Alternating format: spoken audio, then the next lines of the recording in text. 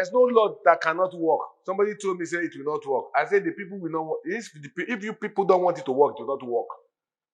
Why do we have organized labor? Why do we have societies, associations? Okay, where people get to a point they revolt. If we put a law in place and the landlord refuses to comply, let the organized civil society get to know. That's the way you effect a change. I'm not calling for a revolution, but I'm only saying that we can put a law in place that must be obeyed. People cannot be oppressed until when they drop dead before we react.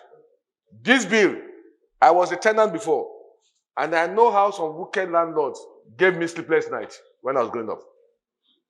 And I've said to myself, we'll make this country a better place. What of other vast cities where Nigerians also stay?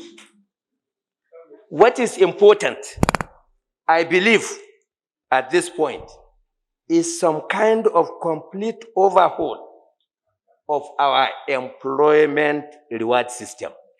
What I mean by this, a civil servant takes home an average of between 60,000 to 400,000.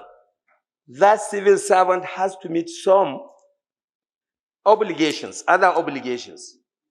Pay school fees, maintain hospital bills, and then be able to meet up other social obligations. And at the same time, pay the rent. How will it be possible? In this period we are in, those who have and those who do not have, we want to appeal to everybody's conscience to get something that will work in the interest of this country. In many instances, you see, in my local place, they say the rat steals. Then they also say, if the rat steals, that thing that attracts him to go and steal also smells. So it's both sides. That's the way it is said. So most of the time, those who are tenants also have their own problems. You give some people tenancy, they go in and destroy the property within a very short time.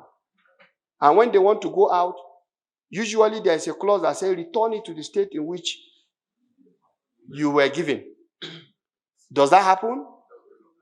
Hardly. So you can see there are problems on both sides.